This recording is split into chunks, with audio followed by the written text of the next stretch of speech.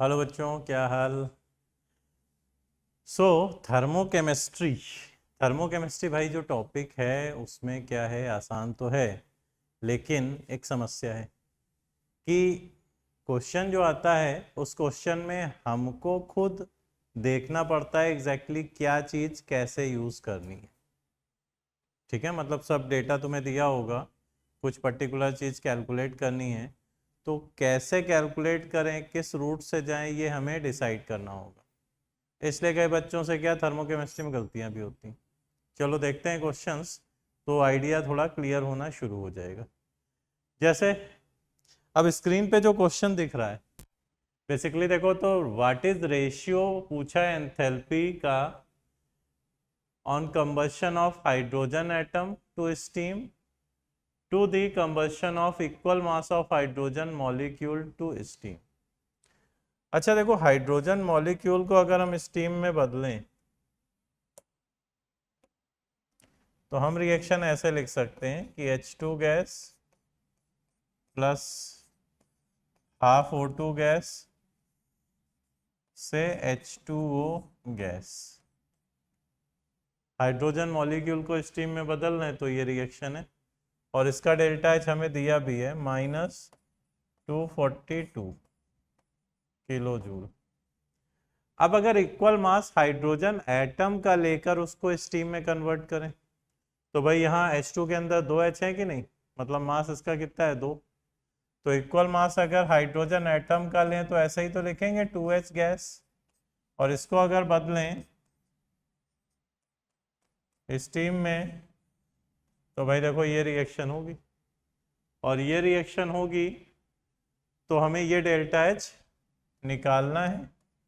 और हमको चाहिए क्या, पहले वो सेट करो, हमें चाहिए इस डेल्टा H और इस डेल्टा H का रेशियो, मतलब कुल मिला के डेल्टा H अपॉन -242 ये वैल्यू चाहिए कि कितनी वैल्यू आएगी।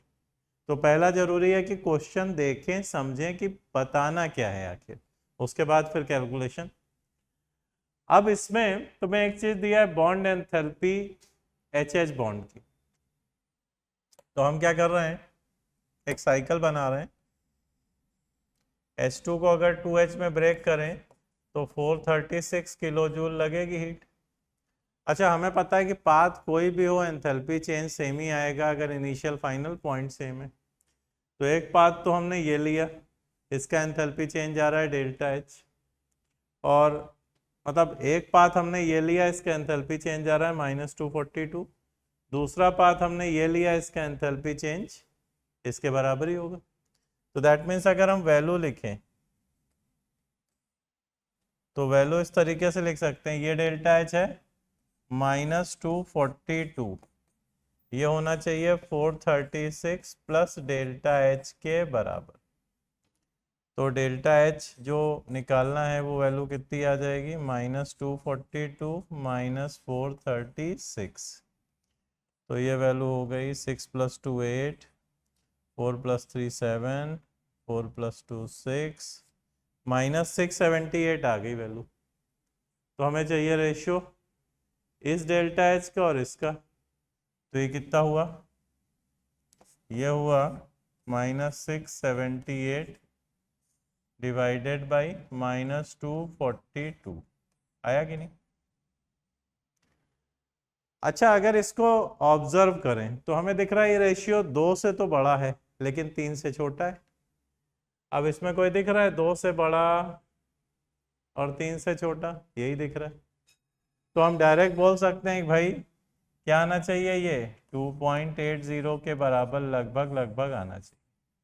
तो अपना आंसर क्या होगा, डी पार्ट। तो ऑब्जेक्टिव क्वेश्चंस में ऐसा नहीं कि तुम्हें कैलकुलेशन करने की जरूरत पड़े, तुम डेटा से भी ऑब्जर्व कर सकते हो कि कौन सा ऑप्शन है जो उस डेटा के क्लोज है, बेस्ट है। तो वहां से भी आंसर बिना पूरी कैलकुलेशन के मार्क किया जा सकता है, बस मेथड सही होना चाहिए। तो अच्छा क्वेश्चन है ये, समझ के करेंगे तो आसानी रहेगी, और रैंडम भागेंगे तो फंसने का चांस फिर रहेगा। क्लियर है बच्चों? ओके।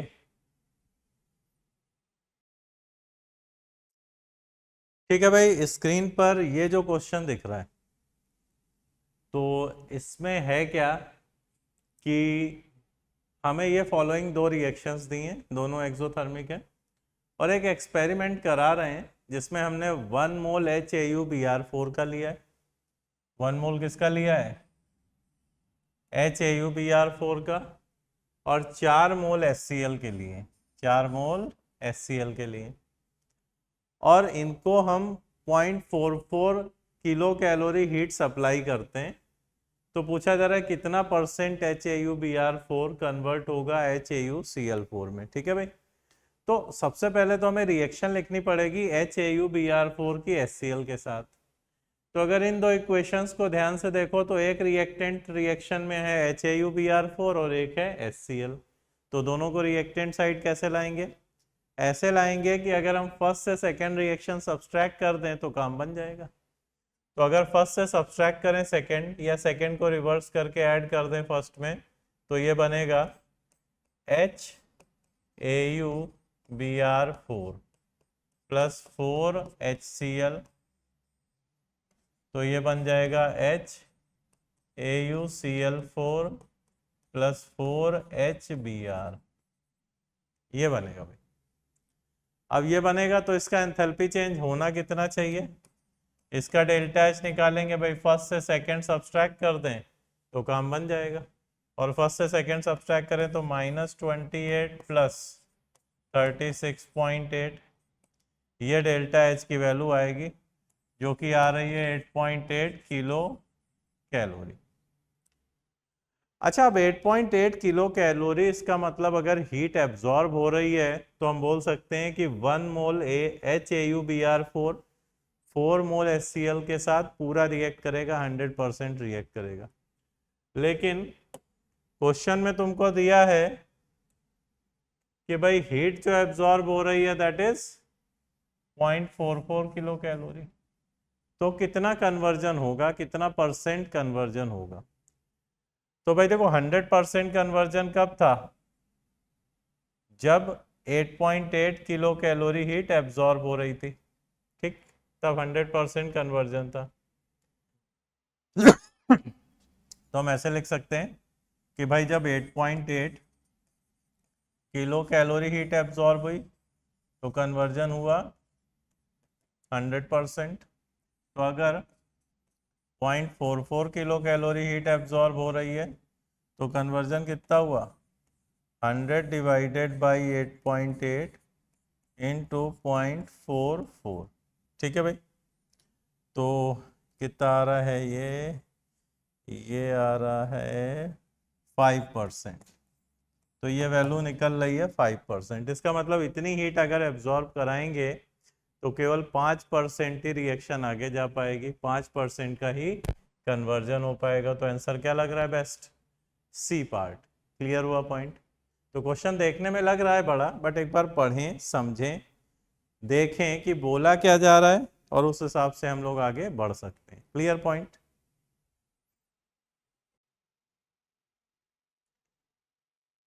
भाई स्क्रीन पर एक क्वेश्चन दिख रहा है हमें, जिसमें क्या कर रहे हैं, ग्रेफाइट को डायमंड में कन्वर्ट करें अगर, तो 1.9 किलो जूल हीट रिक्वायर्ड है। और फिर बोल रहे हैं 6 ग्राम ग्रेफाइट 6 ग्राम डायमंड को बर्न करते हैं, CO2 बनाते हैं, तो कितना एंथैल्पी लिबरेट होगा किस केस? तो देखो यहाँ पे हम एंथैल्पी डायग्राम ड्रॉ कर रहे हैं। तो ये डायग्राम जो है इसको एंथैल्पी डायग्राम बोलते हैं।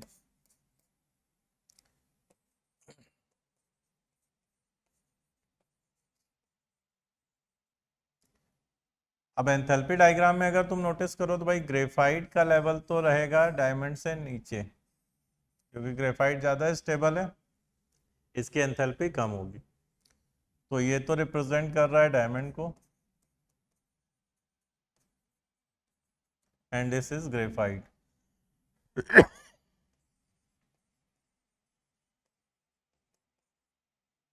और अगर CO2 का लेवल देखें तो भाई इनसे भी नीचे दिखेगा, क्योंकि CO2 में जब कन्वर्ट करते हो इनको तो प्रोसेस एक्सोथर्मिक ही होता है, तो और कम एंथैल्पी आएगी। अब ग्रेफाइट और डायमंड का एंथैल्पी डिफरेंस 1.9 है। इसका मतलब डायमंड की एंथैल्पी 1.9 किलो जूल ज़्यादा है ग्रेफाइट से, और ये हम बात कर रहे हैं 1 मोल के लिए। अच्छा, अब अगर मान लो ग्रेफाइट को जलाएं तो ये CO2 बनाएगा, डायमंड को जलाएं तो ये भी CO2 बनाएगा। तो इसका मतलब ग्रेफाइट और डायमंड को जला रहे हैं तो दोनों ही CO2 बना रहे हैं, लेकिन दिख रहा है कि डायमंड को जलाने से डेल्टा एच ज़्यादा नेगेटिव आएगा, ग्रेफाइट को जलाने से डेल्टा एच कम नेगेटिव आएगा। तो डायमंड को जलाने से कितना ज़्यादा नेगेटिव आएगा वो वैल्यू चेक कर ले। वो इसी डिफरेंस के बराबर तो है, और इस डिफरेंस के बराबर है, तो 1.9 किलो जूल ज़्यादा हीट रिलीज होगी डायमंड को जलाने से। अब ये जो 1.9 किलो जूल है ये तो 1 मोल के लिए है ना भाई, 1 मोल के लिए। अब हम क्या कर रहे हैं, 6 ग्राम डायमंड और 6 ग्राम ग्रेफाइट को जला रहे हैं, मतलब 0.5 मोल को जला रहे हैं। और 0.5 मोल को जला रहे हैं तो कितना ज़्यादा हीट निकलेगी डायमंड को जलाने से, जब 6 ग्राम दोनों का जलाओगे तो इतनी हीट निकलेगी ज़्यादा। और ये कितनी वैल्यू आ रही है, ये वैल्यू अगर चेक करें तो दिस इज 0.95 किलो जूल। इसका मतलब ये हुआ कि अगर डायमंड को जलाते हैं तो 0.95 किलो जूल ज़्यादा हीट निकलेगी कंपेयर टू ग्रेफाइट। हम ये बात कर रहे हैं 6 ग्राम के रिस्पेक्ट में, कि 6 ग्राम डायमंड और 6 ग्राम ग्रेफाइट को जब बर्न करते हैं तो डायमंड से एक्स्ट्रा कितनी हीट निकलेगी, 0.95 किलो जूल। कोई दिख रहा ऑप्शन तो पढ़ लेते हैं। तो 0.95 वाला तो वैसे एक ही ऑप्शन है, more then in second case by 0.95 diamond से। क्लियर है बच्चों? तो इस तरीके से इस क्वेश्चन को अप्रोच कर सकते हैं। भाई स्क्रीन पे ये जो क्वेश्चन दिख रहा है ये क्वेश्चन बड़ा इंपॉर्टेंट है। अब इस तरह के क्वेश्चन बहुत पूछे जाते हैं क्योंकि हमें पता है कि एक ही एंथैल्पी डेफिनेशन को हम घुमा घुमा के अलग तरीके से रिप्रेजेंट कर सकते हैं, या ऐसे बोल सकते हैं कि एक ही रिएक्शन अलग अलग तरह की एंथैल्पी डेफिनेशंस को सेटिस्फाई कर सकती है। तो 1 बाय 1 ऑप्शन चेक करना पड़ेगा, हमें ढूंढना है करेक्ट। सबसे पहले तो ये तो ध्यान से देख ही लो क्योंकि इसमें भी गड़बड़ होती है। पहला है delta H formation of H gas is equal to delta H atomisation of H2 gas. अच्छा भाई, डेल्टा एच एटमाइजेशन H2 का लिखते हैं तो हम रिएक्शन यही लिखेंगे कि भाई H2 से अगर हम 2H बना रहे हैं तो रिएक्शन का जो डेल्टा एच हुआ वो delta H atomisation of H2 gas है, क्योंकि 1 मोल H2 को कंप्लीटली एटम्स में कन्वर्ट कर रहे हैं। अच्छा, अब यहाँ देखो कि H कितना बन रहा है, 2 बन रहा है ना H, और बन तो अपने एलिमेंट से रहा है, तो 2 मोल H का फॉर्मेशन हो रहा है लेकिन अपने एलिमेंट से नेचुरल फॉर्म से हो रहा है। तो इसी डेफिनेशन के हिसाब से इसको हम 2 into delta H formation of H gas भी लिख सकते हैं, 2 into delta H formation of H gas भी लिख सकते हैं। अब पहले स्टेटमेंट में क्या बोल रहा है, ये दोनों इक्वल है। भाई कहाँ इक्वल दिख रहा है, एटमाइजेशन 2 टाइम्स है delta H formation of H2 gas का। क्लियर? लो सेकेंड चेक किया जाए। सेकेंड में बोल रहे हैं bond enthalpy of HH is equal to delta H formation of H। अच्छा, तुम इसी में देखो तो यहाँ बॉन्ड भी तो ब्रेक हो रहा है, और बॉन्ड भी ब्रेक हो रहा है, तो इसी को delta H bond enthalpy of HH bond भी तो लिख सकते हैं इसी एंथैल्पी को। तो ये delta H bond enthalpy of HH bond कहाँ से H के बराबर आ रहा है फॉर्मेशन के, उसका 2 टाइम्स दिख रहा है। हमने जस्ट रिएक्शन लिखी, चेक कर लिया। फिर सी में बोल रहे हैं bond enthalpy of HH bond is equal to atomisation of H2। ये तो सही दिख रहा है, HH बॉन्ड की बॉन्ड एंथैल्पी H2 के एटमाइजेशन के बराबर है भाई। और चौथा, delta H combustion of H2 is equal to delta H formation of H2O liquid. ये चेक करना पड़ेगा। भाई H2 का कंबशन का इक्वेशन लिखें तो इस तरीके से लिख सकते हैं,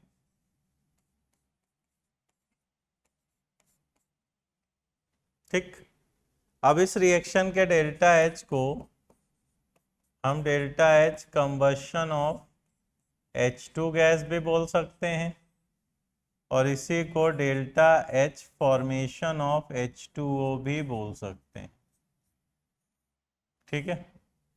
तो लास्ट स्टेटमेंट यही बोल रहा है, delta H combustion of H2 gas is equal to delta H formation of H2O liquid. Clear है भाई? तो ये तो करेक्ट स्टेटमेंट है। तो करेक्ट है, तो आंसर हमें क्या क्या मिल रहा है यहाँ पे? आंसर मिल रहा है सी डी। तो ये क्वेश्चन इस बात पर फोकस कर रहा है कि एक ही रिएक्शन के एंथैल्पी चेंज को अलग अलग तरीके से रिप्रेजेंट किया जा सकता है। तो उसी बेसिस पर हमें कनेक्ट करना है कि कौन सा बराबर है, कौन सा बड़ा है वैल्यू। भाई इस क्वेश्चन को अगर चेक करें तो यहाँ पर हमें स्टेटमेंट पूछा जा रहा है कि करेक्ट कौन सा है। अच्छा, चेक करना पड़ेगा करेक्ट। तो पहला है, for any reaction delta H is delta H formation of product minus reactant. भाई ये तो करेक्ट ही है, क्योंकि तुम लिखते ही हो कि किसी भी रिएक्शन का डेल्टा एच जो है फॉर्मेशन के टर्म्स में लिखो, तो delta H formation of products minus reactants, और अगर कंबशन के टर्म्स में लिखो तो delta H combustion of reactants minus products लिख सकते हैं। तो ये तो याद ही होगा, बड़ा कॉमन रिजल्ट है। अच्छा, दूसरा, delta H formation of CO2 gas is same as delta H combustion of graphite. अगर हम ग्रेफाइट का कंबशन इक्वेशन लिखें तो ये बनेगा। अब इस रिएक्शन के डेल्टा एच को delta H combustion of C graphite भी बोल सकते हैं, और इसी के डेल्टा एच को 1 मोल CO2 का फॉर्मेशन हो रहा है उसमें प्रेजेंट एलिमेंट्स है जो अपनी नेचुरल मोस्ट स्टेबल फॉर्म में, तो इसको delta H formation of CO2 gas भी लिख सकते हैं, ठीक है भाई। तो ये स्टेटमेंट भी करेक्ट दिख रहा है। तीसरा है, all exothermic reaction have free energy change negative. तो क्या डेल्टा एच अगर नेगेटिव है, क्या डेल्टा एच अगर नेगेटिव है तो इसका मतलब डेल्टा जी भी नेगेटिव होगा? भाई कुछ बोल नहीं सकते, क्योंकि हमें पता है डेल्टा जी होता है delta H minus T delta S. इसका मतलब सारा मामला इस सेकेंड फैक्टर पर भी डिपेंड करेगा, ठीक है ना। तो डेल्टा एच वाला टर्म और टी डेल्टा एस वाला टर्म दोनों मिलके डिसाइड करते हैं कि डेल्टा जी कैसा होगा। अकेले डेल्टा एच वैल्यू से हम डिसाइड नहीं कर सकते। तो ये स्टेटमेंट क्या लग रहा है? रॉन्ग। लास्ट में बोलना है कि रिएक्शन है N2 gas plus O2 gas से 2NO गैस। इसमें heat change at constant pressure and heat change at constant volume are same. अच्छा, heat change at constant pressure का मतलब क्या है? Delta H. और heat change at constant volume का मतलब क्या है? Delta U. तो अब अगर तुम नोटिस करोगे तो रिएक्शन में डेल्टा एनजी तो जीरो है ना भाई। भाई प्रोडक्ट में गैस के मोल और रिएक्टेंट में गैस के मोल बराबर है, तो डेल्टा एनजी जीरो है। और डेल्टा एनजी जीरो है तो डेल्टा एच डेल्टा यू का क्या रिलेशन होता है? Delta H is delta U plus delta n g R T. अब क्योंकि डेल्टा एनजी जीरो है तो सेकेंड टर्म जो डेल्टा एनजी आर टी है वो क्या हो जाएगा? जीरो। और वो टर्म जीरो हो गया तो हम बोल सकते हैं कि delta H and delta U बराबर होंगे इस केस में, राइट। तो वही चीज बोल रहा है स्टेटमेंट कि delta H delta U same होंगे। तो क्या आंसर लग रहा है क्वेश्चन का? A B D. क्लियर है पॉइंट? तो इस तरीके से 1 बाय 1 हम लोग चेक करते हुए आगे बढ़ेंगे। अच्छा क्वेश्चन है, बेसिक क्वेश्चन है। भाई इस क्वेश्चन में देखो क्या क्या दिया है कि standard enthalpy of formation CO2 की फॉर्मिक एसिड की गिवन है और हमें करेक्ट ऑप्शन बताना है। ठीक, पहला -393.7 kilojoule is the enthalpy change for the reaction C solid plus O2 से CO2। ठीक है भाई, देखो ये जो C सॉलिड लिखा है इसको बाय डिफॉल्ट हम ग्रेफाइट ही कंसीडर करते हैं जब भी क्वेश्चन में दिया जाता है। तो इस रिएक्शन का डेल्टा एच जो है that is delta H formation of CO2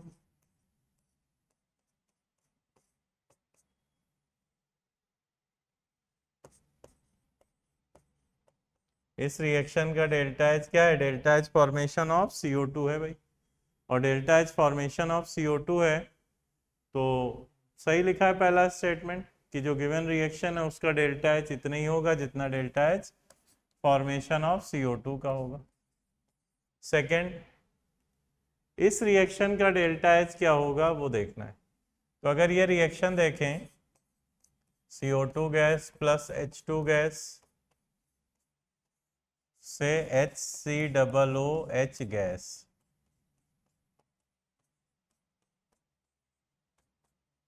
तो देखो इस रिएक्शन में तुम्हें पता है इसका फॉर्मेशन पता है, इसका फॉर्मेशन दिया गया है और इसका फॉर्मेशन H2 का क्या होगा? 0। तो हम इसको लिख सकते हैं delta H reaction is delta H formation of product minus reactant.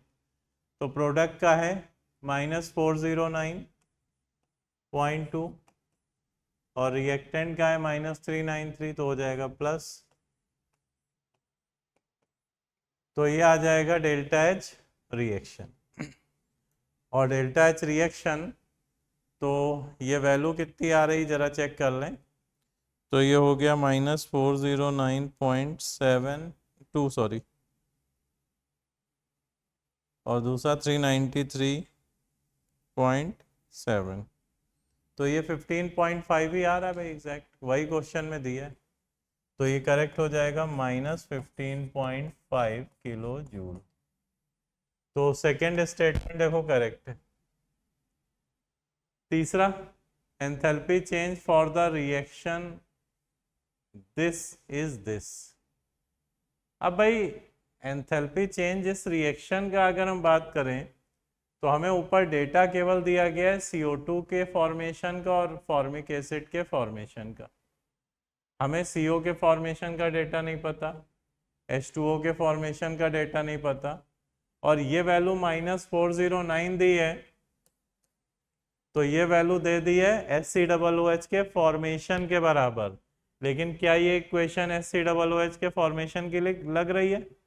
क्योंकि फॉर्मेशन की अगर होती तो उसमें प्रेजेंट एलिमेंट से बनाते जो अपनी नेचुरल मोस्ट स्टेबल फॉर्म में अवेलेबल है, बट ऐसा नहीं है, तो स्टेटमेंट कैसा है? रॉन्ग। अच्छा अगला, enthalpy change for the reaction this. अब इस रिएक्शन का अगर एंथैल्पी चेंज हम 393.7 बोल रहे हैं तो ये भी गलत ही है। क्यों? क्योंकि भाई 393.7 देखो तो CO2 के फॉर्मेशन का वैल्यू है, और CO2 के फॉर्मेशन का वैल्यू है तो फॉर्मेशन की इक्वेशन क्या होती है? ये लिखी है, और इसका रिवर्स करोगे तो प्लस में आ जाएगा। तो क्या ये उसकी रिवर्स रिएक्शन दिख रही है? ये कहीं से भी उसकी रिवर्स रिएक्शन नहीं दिख रही है, तो ये भी रॉन्ग स्टेटमेंट लिखा हुआ है। क्लियर है? तो हमें चेक करना है कि जो डेटा दिया है उससे हम ये वैल्यू चेक भी नहीं कर सकते, और जो वैल्यू दी है उस तरह की रिएक्शन नहीं लिखी है, तो इसलिए गलत है ये स्टेटमेंट। क्लियर? नाउ जो स्क्रीन पर ये क्वेश्चन दिख रहा है बड़ा बेसिक क्वेश्चन है, काफ़ी इंपॉर्टेंट है। ऐसे क्वेश्चन पूछे गए हैं जेई एडवांस में भी और जेई मेन में भी। तो इस तरह के क्वेश्चंस के लिए डेफिनीशन बिल्कुल क्लियर होनी चाहिए कि आखिर डेफिनीशन क्या है। तो हमें बोल रहे हैं कि कौन सा नहीं रिप्रेजेंट करता डेल्टा एच फॉर्मेशन को। तो डेल्टा एच फॉर्मेशन की डेफिनीशन क्या है भाई? डेल्टा एच फॉर्मेशन की डेफिनीशन ये है कि सब्सटेंस का 1 मोल बनना चाहिए उसमें प्रेजेंट एलिमेंट से बनना चाहिए जो अपनी नेचुरल मोस्ट स्टेबल फॉर्म में अवेलेबल हो, जिसको हम रेफरेंस फॉर्म भी बोलते हैं। अब यहाँ पे जैसे पहली रिएक्शन है तो भाई H प्लस बना रहे हैं और उसमें प्रेजेंट एलिमेंट से बना रहे हैं जो अपनी नेचुरल मोस्ट स्टेबल फॉर्म में है। तो भाई डेफिनेशन के हिसाब से तो ठीक है मामला, लेकिन एक समस्या है यहाँ पे कि हम H प्लस आयन एक्वस को खुद ही एक रेफरेंस फॉर्म मान के चलते हैं। H प्लस आयन को एक्वस को एक रेफरेंस फॉर्म कंसीडर करते हैं। तो जब हम इसको खुद ही एक रेफरेंस फॉर्म कंसीडर कर रहे हैं तो इसके फॉर्मेशन के लिए लिखी गई ये इक्वेशन क्या है? रॉन्ग। इसके फॉर्मेशन के लिए लिखी गई इक्वेशन ये है रॉन्ग, क्योंकि H प्लस आयन एक्वस खुद ही एक नेचुरल फॉर्म मान के चल रहे हैं, एक रेफरेंस फॉर्म मान के चल रहे हैं, तो हम मान रहे हैं कि नेचर में ये बना बनाया है। अगले में देखो O2 गैस का फॉर्मेशन O3 से कर रहे हैं। भाई ऑक्सीजन की नेचुरल फॉर्म क्या है? O2 ही तो है।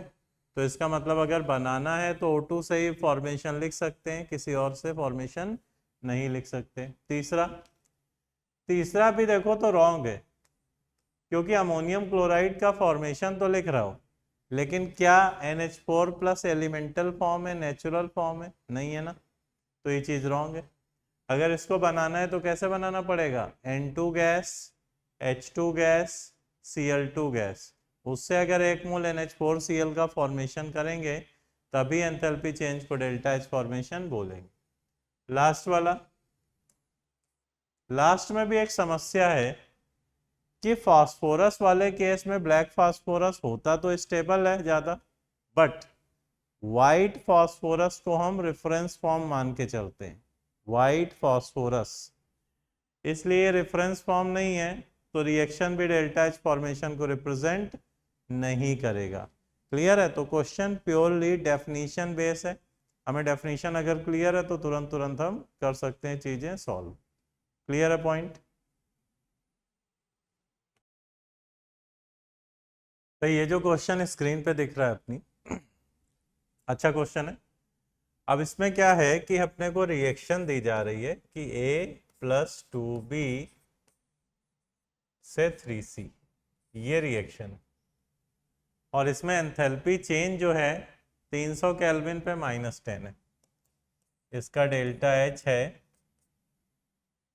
-10 किलो जूल और ये है 300 केल्विन पे, और हमसे डेल्टा H पूछा है कि कितना होगा एट 310 केल्विन पे। तो क्वेश्चन पहले समझना होगा बोला क्या जा रहा है। एक डेल्टा H दिया है -10 पे और दूसरा डेल्टा H पूछा है 310 पे। अच्छा, इनकी CP वैल्यूज दी है रिएक्टेंट प्रोडक्ट की। CP वैल्यू B की तो है 300, इसकी CP वैल्यू कितनी है? 300 है, और ये बोला जा रहा है कि ABC का जो CP वैल्यू का रेशियो है 1.5:3:2 है। तो अगर इसकी 300 है तो उस रेशियो में इसकी 150 होनी चाहिए वैल्यू, और उसी रेशियो में इसकी 200 होनी चाहिए वैल्यू, और यूनिट है जूल।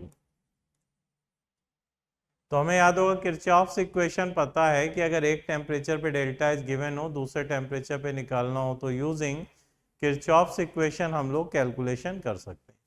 क्या किरचॉफ्स इक्वेशन है? Delta H2 equal to delta H1 plus delta CP reaction T2 minus T1, यही तो है किरचॉफ्स इक्वेशन। तो देखो डेल्टा H2 पता है, डेल्टा H1 क्या है? -10 किलो जूल है, ध्यान देना, प्लस डेल्टा CP रिएक्शन क्या है? प्रोडक्ट का CP वैल्यू माइनस रिएक्टेंट का CP वैल्यू, तो 3 × 200 माइनस 150 माइनस 2 × 300, ठीक है, इंटू डेल्टा टी कितना हुआ? 10। अच्छा, एक चीज का ध्यान देना कि ये वैल्यू किलो जूल में है, और ये सब करेंगे भी तो ये जूल में आएगी वैल्यू, तो हमें 1000 से डिवाइड करना पड़ेगा ताकि ये भी वैल्यू किलो जूल में आए। सही है? अब देखते हैं कितना आएगा। भाई ये आ रहा है -10, अब इधर अगर देखो तो ये आ रहा है 600, ये भी 600, तो ये तो कैंसिल हो रहा है। देख लो वैल्यू सही है, 2 × 3, 3 × 2। अब बचा -150, और -150 × 10 तो 1500 हो जाएगा भाई, 1000। तो ये -1.5 आएगी वैल्यू, इसका मतलब -11.5 किलो जूल ये वैल्यू आ जाएगी। कोई आंसर है -11.5? तो हमें दिख रहा है कि ये आंसर है। तो हमने यहाँ किरचॉफ्स इक्वेशन का यूज करके नए टेम्परेचर पे डेल्टा एच पता लगाया, पुराने टेम्परेचर का डेल्टा एच हमें गिवन था। क्लियर है पॉइंट? भाई स्क्रीन पे ही जो क्वेश्चन अपने को दिख रहा है, तो इस क्वेश्चन में बेसिकली क्या है, एंथैल्पी ऑफ हाइड्रोजनेशन इथाइलिन का दिया हुआ है। इसका मतलब ये हो गया, जैसे C2H4 है, इस पर अगर H2 ऐड करें तो एक डबल बॉन्ड सिंगल में बदल जाएगा। तो इसका एंथैल्पी चेंज वैल्यू दिया जा रहा है, और ये वैल्यू है -132, और हमें रेजोनेंस एंथैल्पी 1,3-ब्यूटाडाइन की पूछी है। अच्छा, 1,3-ब्यूटाडाइन की अगर हम बात करें तो ये हो गया 1,3-ब्यूटाडाइन, राइट। अब इसमें अगर मान लो हाइड्रोजनेशन करते हैं तो 2 H2 ऐड करने पड़ेंगे, और फाइनली ये कन्वर्ट होगा ब्यूटेन में। सही है। अब हमें enthalpy of formation value in दोनों की दी है। अच्छा, रिएक्शन का डेल्टा एच निकाल सकते हैं? तो रिएक्शन का डेल्टा एच हम निकाल सकते हैं, enthalpy of formation of product minus reactant. H2 gas का एंथैल्पी ऑफ फॉर्मेशन कितना होगा? 0। तो प्रोडक्ट में ब्यूटेन का -140, इसका 115 है, तो -115, तो ये आ जाएगा -255। इतना डेल्टा एच आ जाएगा रिएक्शन का। अब देखो इस रिएक्शन का डेल्टा एच इतना है। अब ये जो ब्यूटाडाइन है वो रेजोनेटिंग है, तो एक काम करें कि अगर इसको रेजोनेंस एनर्जी के बराबर, रेजोनेंस एंथैल्पी के बराबर वैल्यू सप्लाई करें तो ये नॉर्मल मॉलिक्यूल में कन्वर्ट हो जाएगा, जिसमें ये डबल बॉन्ड तुम नॉर्मल ट्रीट कर पाओगे। तो रेजोनेटिंग को नॉर्मल में लाने के लिए रेजोनेंस एंथैल्पी के बराबर का एंथैल्पी रिक्वायर्ड होगा, और फिर 2 डबल बॉन्ड को सिंगल में बदलना है। तो एक डबल को सिंगल में बदलने का -132 था, तो 2 डबल को अगर सिंगल में बदलना है तो ये 2 × -132 होगा। सही है। अब हमें पता है कि पाथ कोई भी हो डेल्टा एच तो वही आएगा। तो डेल्टा एच रिएक्शन का हम क्या लिख सकते हैं? डेल्टा एच रिएक्शन का जो है -255, इसको हम लिख सकते हैं mod of delta H resonance enthalpy, फिर ये वैल्यू, तो ये वैल्यू कितनी हो रही है? 264। ठीक है, ये वैल्यू हो रही 264, तो रेजोनेंस एंथैल्पी कितनी हो गई? इसको इधर लाएंगे, 64 को, 55 है, तो ये आ जाएगा 9। तो ये 9 किलो जूल आ रही है वैल्यू। अब 9 किलो जूल का एक ऑप्शन अपने को नज़र आ रहा है, तो इस तरीके से अप्रोच कर पाएंगे। तो अच्छा क्वेश्चन है, हाइड्रोजनेशन, रेजोनेंस एंथैल्पी दोनों का इन्वॉल्वमेंट इसमें है, तो कॉन्सेप्चुअली क्वेश्चन काफ़ी अच्छा है। इसको मतलब ध्यान से कर लेना, दोबारा कर लेना, इंपॉर्टेंट क्वेश्चन है ये एक तरीके का।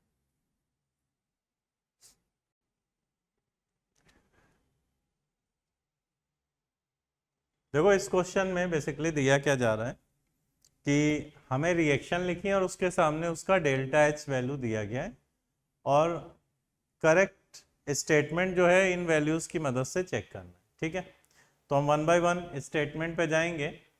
जैसे पहला स्टेटमेंट अगर देखें तो delta H for the reaction this is 925.5, अच्छा ये रिएक्शन क्या हो रही है, इस रिएक्शन में अगर देखो तो OH बॉन्ड टूट रहा है कि नहीं, 2 OH बॉन्ड टूट रहा है, तो वो वाली रिएक्शन है।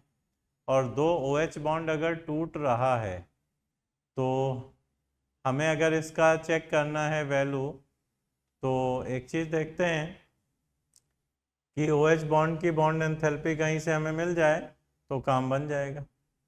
अब OH बॉन्ड की बॉन्ड एंथैल्पी लानी तो जरा रिएक्शन स्टडी करो। ये OH के फॉर्मेशन की इक्वेशन है, ये H2O के फॉर्मेशन की, ये HH बॉन्ड की बॉन्ड एंथैल्पी दे रहा है और ये OO बॉन्ड की बॉन्ड एंथैल्पी दे रहा है, और हमें चाहिए OH बॉन्ड की बॉन्ड एंथैल्पी। तो हम अगर इन दो रिएक्शंस को एडजस्ट करें, इन दो रिएक्शन को एडजस्ट करें, कैसे? हम इसको ऐसे लिख रहे हैं कि भाई H2O से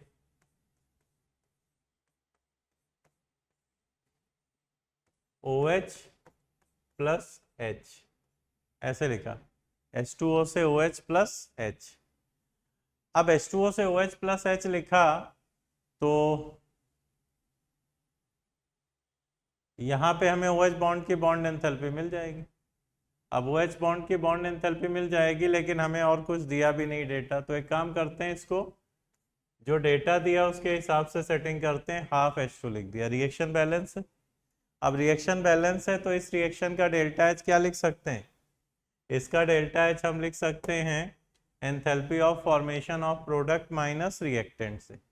तो इसके फॉर्मेशन का वैल्यू OH का दिया है, H2 का 0 होता है, H2O के फॉर्मेशन का वैल्यू दिया है, तो ये हो जाएगा 42 प्रोडक्ट का फॉर्मेशन माइनस 242, ये वैल्यू आ रही है। और ये वैल्यू आ रही है तो कितना दिखेगा?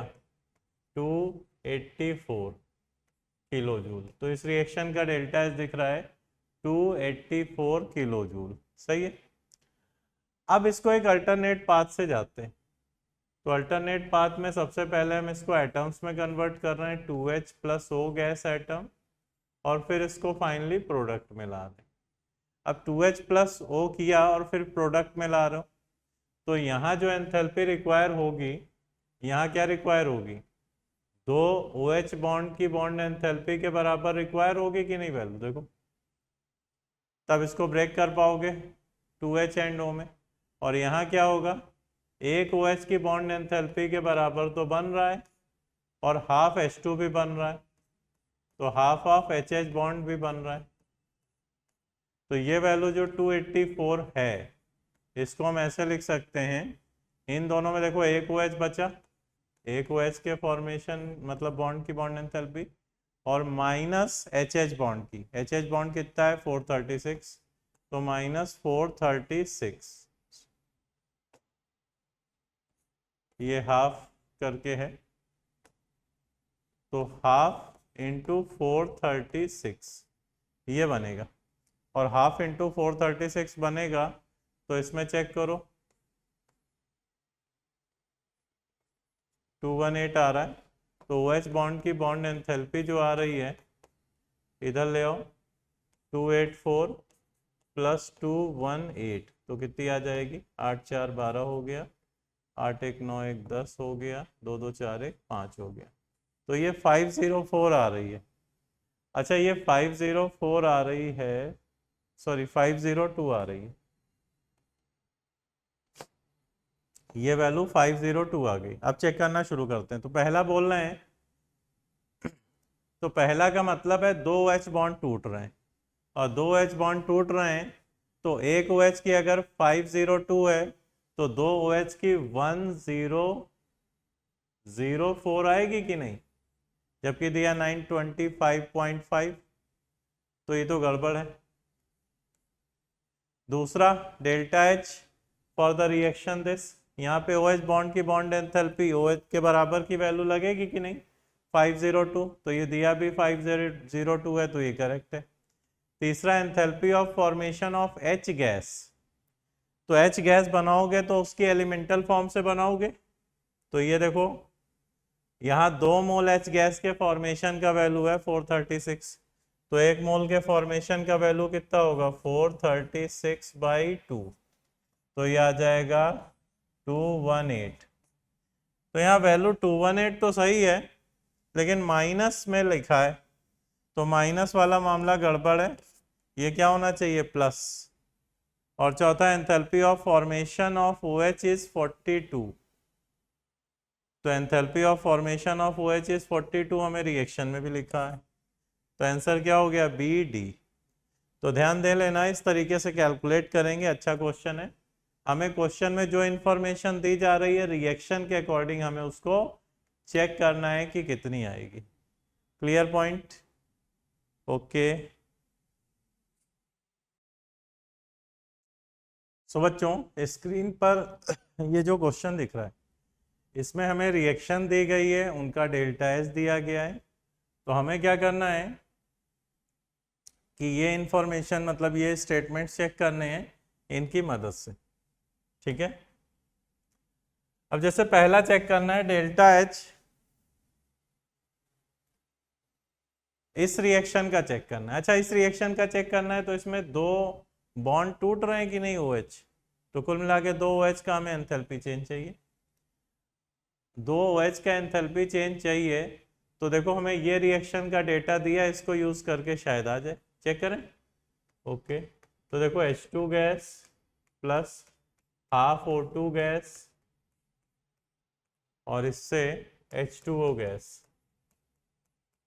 अब इस रिएक्शन का डेल्टा एच है -242। इसको अल्टरनेट पाथ से जाते हैं, तो H2 को 2H में ब्रेक करेंगे, O2 को O में ब्रेक करेंगे, और फिर ये कॉम्बाइन होके दो OH बॉन्ड बनाएंगे। तो H2 को 2H में लाने में 436 लग रही वैल्यू, O2 को O लाने में 495 लग रही, लेकिन हाफ है तो 495/2।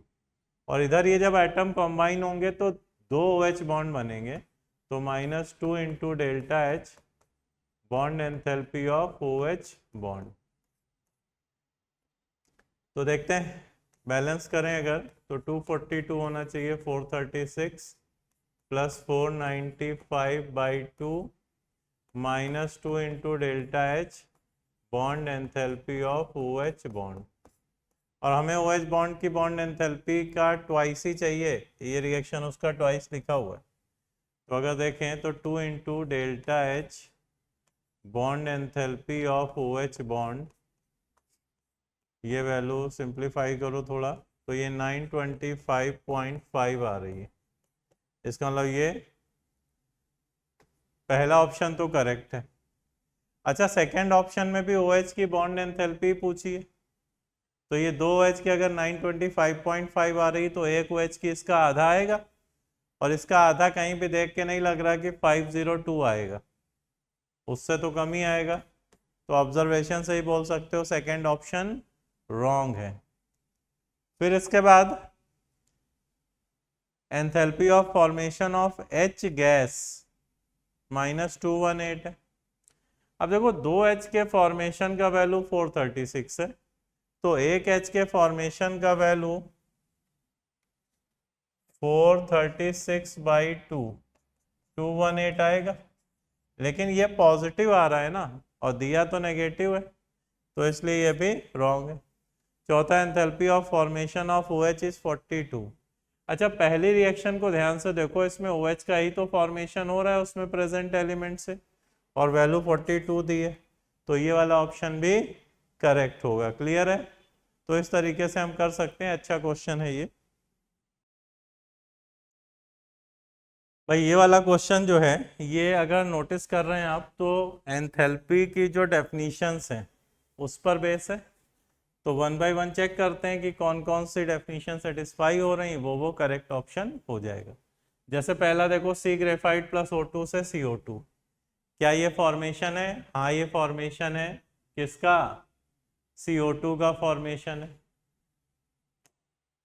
तो ये CO2 का फॉर्मेशन है, तो ये सही है। क्या ये कंबशन है? हाँ, ये कंबशन है। किसका? ग्रेफाइट का कंबशन है। क्या ये एटमाइजेशन है? कहीं एटम नहीं बन रहा, तो कोई एटमाइजेशन नहीं है। क्या ये न्यूट्रलाइजेशन है? कोई भी एसिड बेस रिएक्शन हमें दिखी नहीं रही है, तो ये न्यूट्रलाइजेशन नहीं है। ठीक है, पहला पी क्यू। अगला चेक करते हैं, सी ग्रेफाइट से सी गैस, क्या ये फॉर्मेशन है? हाँ, ये सी गैस का फॉर्मेशन है उसमें प्रेजेंट एलिमेंट से, तो इसको हम लिख सकते हैं पी।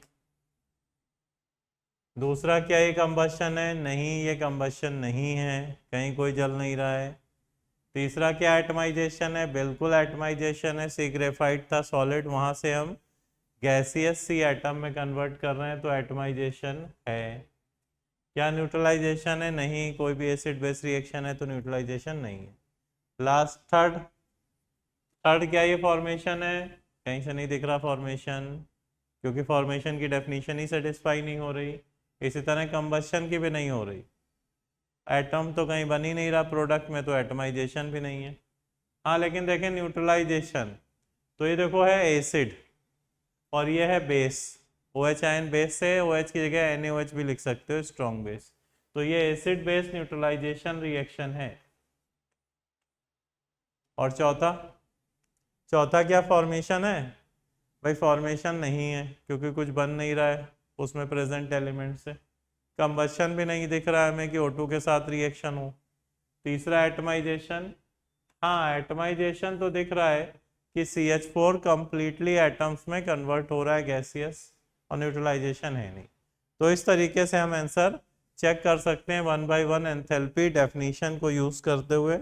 रिवीजन के पॉइंट ऑफ व्यू से अच्छा क्वेश्चन है, इस तरह की चीजें पूछी जाती हैं जेईई मेन में भी एज वेल एज एडवांस में भी, तो इसको ध्यान रखिएगा।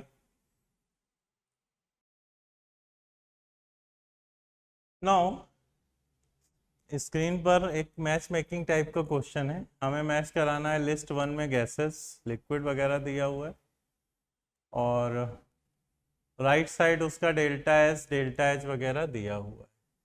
ठीक है भाई, अब अगर चेक करें तो पहला O2 गैस है, तो O2 गैस का फॉर्मेशन डेल्टा एच का क्या होगा, डेल्टा एस फॉर्मेशन क्या होगा? भाई O2 गैस जो है उसको हम क्या मानते हैं, एलिमेंटल फॉर्म मानते हैं, नेचुरल फॉर्म मानते हैं, और नेचुरल फॉर्म मानते हैं तो इसका मतलब वो बना बनाया है, उसको बनाया नहीं जा सकता, और बना बनाया है तो उसके फॉर्मेशन की एंथैल्पी हो या फॉर्मेशन की एंट्रोपी हो या और भी कुछ फॉर्मेशन का डेटा हो, उसको हम क्या लेके चलेंगे, जीरो। तो ये जीरो लेके चलेंगे, तो ये मैच किससे हो रहा है भाई, इससे हो रहा है फोर्थ से। दूसरा O3, O3 अगर देखें तो भाई O3 तो एलिमेंटल फॉर्म नहीं है ना, नेचुरल फॉर्म, तो इसका तो फॉर्मेशन होगा, और इसका फॉर्मेशन करोगे किससे, O2 से करोगे। तो अगर O2 से O3 का फॉर्मेशन करेंगे तो पहले रिएक्शन बैलेंस कर लें, तो ये हम लिख सकते हैं एक तरीके से कि रिएक्शन, इसमें 2 मोल O3 का फॉर्मेशन हो रहा है। अच्छा, इस फॉर्मेशन का एंथैल्पी चेंज कितना होगा? फॉर्मेशन का एंथैल्पी चेंज अगर हम देखें तो भाई पॉजिटिव वैल्यू आएगा। ये थोड़ा सा इंफॉर्मेशन पॉइंट है, क्योंकि हमें बॉन्ड एंथैल्पी का डेटा नहीं दिया है, बॉन्ड एंथैल्पी का डेटा दिया होता तो थोड़ा और बढ़िया होता। अदरवाइज इसको याद रखो, डेल्टा एच ये क्या होगा, पॉजिटिव। पॉजिटिव वैल्यू होगा तो 1 मोल बनाओगे तो पॉजिटिव ही आएगा। अच्छा, तीसरा, इसमें गैस के नंबर ऑफ मोल कम हो रहे हैं या बढ़ रहे हैं? गैस के नंबर ऑफ मोल कम हो रहे हैं, 3 से 2 मोल बन रहा है, तो डेल्टा एस क्या होगा, नेगेटिव। तो ये पॉजिटिव और नेगेटिव वाला कौन सा है, ये थर्ड दिख रहा है। तीसरा है Br2 गैस, तो Br2 तो नेचुरल लिक्विड है ना, और Br2 गैस बनाओगे मतलब Br2 लिक्विड से गैस बनाओगे, और लिक्विड से जब गैस बनाओगे तो हीट तो देनी पड़ेगी, तो डेल्टा एस तो आएगा पॉजिटिव।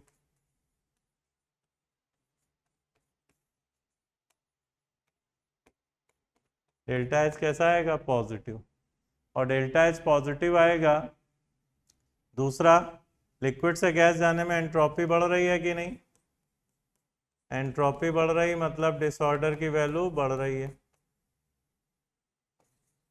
तो डेल्टा एस भी पॉजिटिव। दोनों पॉजिटिव कहाँ दिख रहे हैं, अच्छा पहला दिख रहा है जिसमें दोनों पॉजिटिव है। चौथा है H2 लिक्विड। अब H2 लिक्विड, नेचुरली H2 कैसा मिलता है, गैस, और नेचुरली गैस मिलता है तो H2 लिक्विड बनाओगे तो देखो H2 गैस से H2 लिक्विड एक तरीके का कंडेंसेशन प्रोसेस है कि नहीं। तो गैस को लिक्विड में कन्वर्ट करोगे तो हीट तो रिलीज होगी और डिसऑर्डर की वैल्यू भी डिक्रीज होगी। तो दोनों ही वैल्यू नेगेटिव दिख रही हैं, तो दोनों नेगेटिव वैल्यू एक ही ऑप्शन में आ रहा है ये। अब चारों मैच कराएं तो बेस्ट ऑप्शन कौन सा दिख रहा है, बेस्ट ऑप्शन हमें ए दिख रहा है। क्लियर हुआ पॉइंट। इसमें बस ये ध्यान रखना ये वाली थोड़ी सी इंफॉर्मेशन है O3 वाली, क्योंकि बॉन्ड एंथैल्पी वगैरह के डेटा अगर है तभी निकाल पाओगे, यहाँ कोई डेटा नहीं दिया है तो हमें इसको याद रखना पड़ेगा। तो आगे से ध्यान रखना कि O2 से O3 अगर बना रहे हो तो डेल्टा H वैल्यू कैसी होगी, पॉजिटिव, क्योंकि एंट्रोपी वगैरह तो हम चेक कर लेंगे गैस के नंबर ऑफ मोल देख के, डेल्टा H का यहाँ आइडिया हम नहीं लगा सकते। तो याद रखो this is positive value of enthalpy change.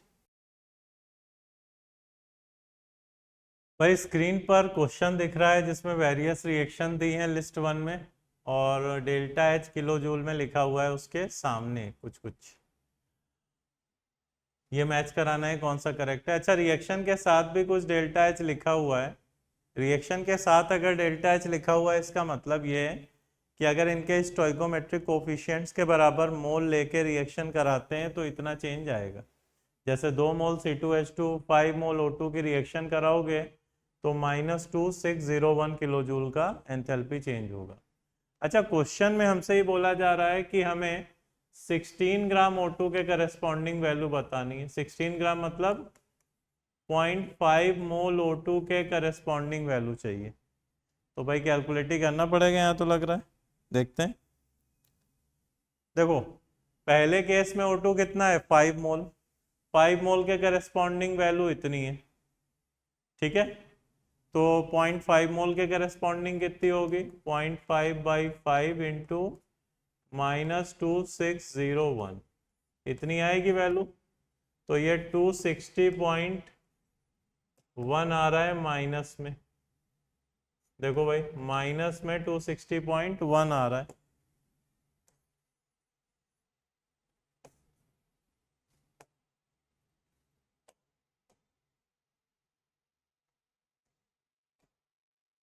तो ये आ जाएगा -260.1। तो ये किससे मैच हो गया भाई, ये है 260। दूसरे केस में देखो 0.5 मोल के करस्पॉन्डिंग ही वैल्यू दी है और 0.5 मोल के लिए निकालनी है तो डायरेक्ट ही दिखेगा ये तो -285। तीसरे केस में भी 0.5 मोल के करस्पॉन्डिंग वैल्यू दी है, 0.5 मोल के लिए निकालनी है तो ये भी डायरेक्ट ही हो रहा है। और चौथे में 1 मोल के करस्पॉन्डिंग दिया है और 0.5 मोल के करस्पॉन्डिंग निकालना है तो भाई इसका आधा होगा। तो ये तो इस तरीके से हम मैच करा लेंगे। ये हो रहा है 3 1, पहले का 3 3 1 फिर 4 2, 3 1 4 2 तो ये वाला है। तो this is correct option. Clear है, बिल्कुल आसान क्वेश्चन था, कुछ भी नहीं है क्वेश्चन में, बिल्कुल इजी क्वेश्चन है। सो ये एक कॉम्प्रीहेंशन क्वेश्चन है, 2 पार्ट हैं इसके और बॉन्ड एंथैल्पी डेटा पर बेस्ड पूरा क्वेश्चन। जैसे चेक करते हैं कि हमें bond dissociation enthalpy first HS bond की 376 दी है। अच्छा अगर रिएक्शन लिखें तो ऐसे लिख सकते हैं कि H2S पहला HS बॉन्ड ब्रेक कर रहे हैं तो ये बनेगा HS प्लस H, सही है। और इसके लिए वैल्यू हमारे पास है डेल्टा H की 376 किलो जूल। हमें फॉर्मेशन डेटा दिया H2S का S का और enthalpy of formation H atom का भी दिया हुआ है और फिर बताना है फ्री रेडिकल HS का एंथैल्पी ऑफ फॉर्मेशन। तो एक काम करते हैं कि रिएक्शन का जो डेल्टा H है इसको हम enthalpy of formation of product minus reactant लिख रहे हैं। तो ये आ जाएगा delta H formation of HS plus delta H formation of H minus delta H formation of H2S और H2S का डेल्टा H फॉर्मेशन है -20, तो माइनस माइनस तो ये हो जाएगा प्लस। तो अगर हम चेक करें तो ये वैल्यू हो जाएगी delta H formation of HS 376 minus 218 minus 20, तो ये 138 आ जाएगा प्लस का किलो जूल। तो 138 हमें एक ऑप्शन नज़र आ रहा है इसमें। तो एच एस बॉन्ड का bond enthalpy, sorry H S का फॉर्मेशन वैल्यू कितना दिख रहा है 138। नाउ जरा चेक करते हैं इसका सेकंड क्वेश्चन क्या है। सेकंड क्वेश्चन में bond dissociation enthalpy free radical की पूछी जा रही है।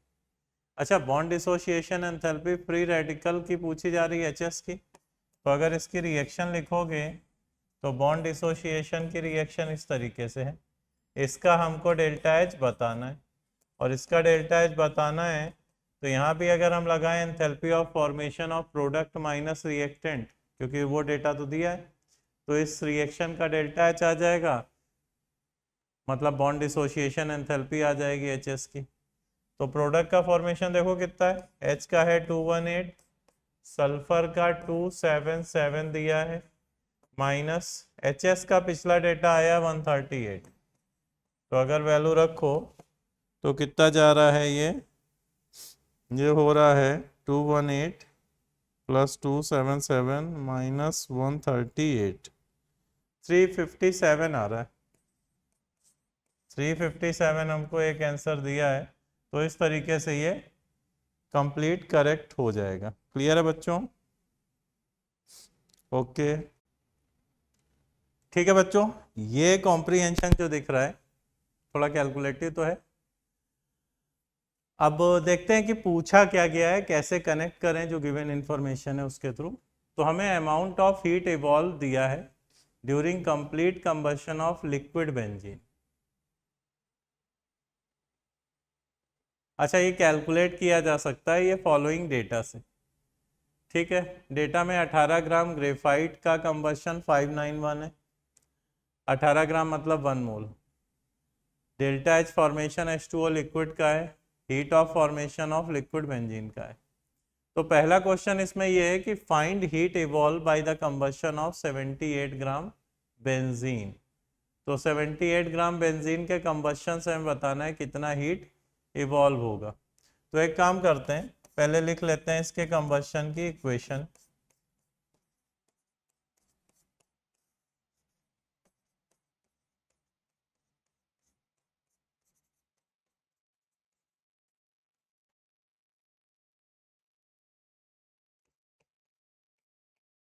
ये हमने लिख ली बेंजीन के कंबशन की रिएक्शन। अब बेंजीन के कंबशन की रिएक्शन, तो 78 ग्राम बेंजीन मतलब 1 मोल के कंबशन का निकालना है। तो रिएक्शन का डेल्टा एच ही डेल्टा एच कंबशन है जो आंसर हमें देगा। अब इसको देखो फॉर्मेशन डेटा के टर्म्स में लिख सकते हैं, enthalpy of formation of product minus reactant. अब अगर देखो पहला 18 ग्राम ग्रेफाइट के कंबशन से 591 किलो जूल हीट इवॉल्व होती है। अच्छा, ग्रेफाइट का कंबशन लिखोगे तो तुम सीधे बोल सकते हो सी सॉलिड प्लस हाफ O2 से CO2। तो ग्रेफाइट का कंबशन या CO2 का फॉर्मेशन एक ही चीज है, तो यहां से हम डेल्टा एच फॉर्मेशन CO2 का निकाल सकते हैं। देखो कैसा, अभी जो आ रहा है वो 18 ग्राम ग्रेफाइट मतलब 1.5 मोल ग्रेफाइट के कंबशन की वैल्यू दी है। तो 1 मोल के करस्पॉन्डिंग कितने लिखे, -591 अपॉन 1.5, ये वैल्यू हुई। और यही डेल्टा एच फॉर्मेशन CO2 का भी होगा। डेल्टा एच फॉर्मेशन H2O का दिया हुआ है और डेल्टा एच फॉर्मेशन बेंजीन का भी दिया हुआ है, तो कोई समस्या है ही नहीं। Enthalpy of formation of product minus reactant करेंगे तो आ जाएगा। तो प्रोडक्ट में देखो 6 CO2, तो 6 इंटू -591 अपॉन 3/2 कर लो 1.5 की जगह, प्लस 3 H2O, तो 3 इंटू H2O का डेटा -286 है। तो ये enthalpy of formation of product हुआ माइनस रिएक्टेंट में देखो O2 गैस का फॉर्मेशन वैल्यू 0 होगा, तो बेंजीन का फॉर्मेशन वैल्यू हमें दिया हुआ है 50।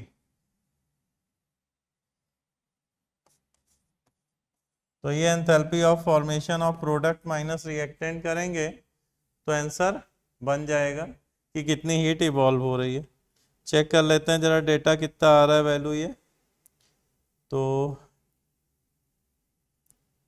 ये आ जाएगा 4 ×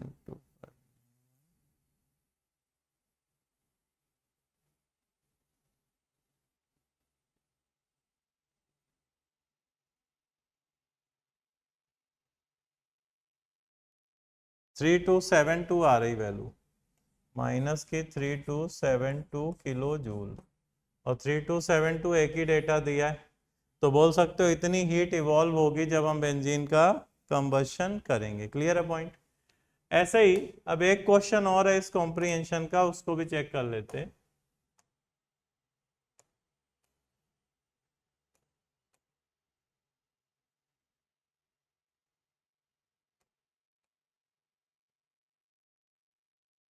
अच्छा, एक क्वेश्चन बच गया कॉम्प्रिहेंशन का। ये क्वेश्चन क्या है, heat of formation of CO2 भी निकालना है।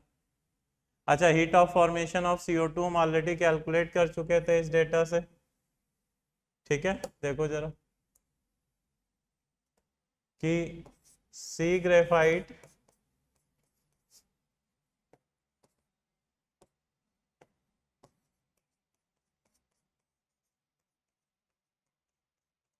ये तुम्हारी कंबशन की इक्वेशन है, और यहाँ 18 ग्राम मतलब 1.5 मोल जब ग्रेफाइट जला रहे हो तो डेल्टा एच आ रहा है -591। तो 1 मोल के करस्पॉन्डिंग कितना हो जाएगा, -591 अपॉन 1.5, यही delta H formation of CO2 होगा। तो 591 अपॉन 1.5,